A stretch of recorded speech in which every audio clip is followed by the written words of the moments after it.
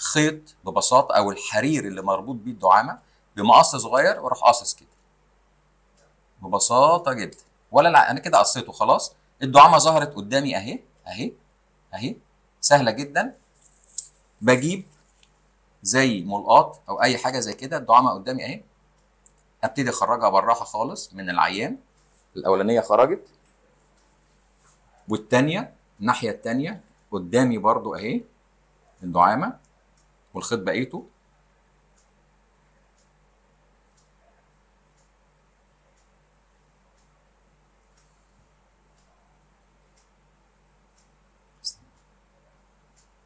الدعامه اهي سهله خالص اهي، بخرجها برضو ببساطه جدا. بكده خلصنا الدعامه، ما بتاخدش اكتر من دقيقه او 30 ثانيه.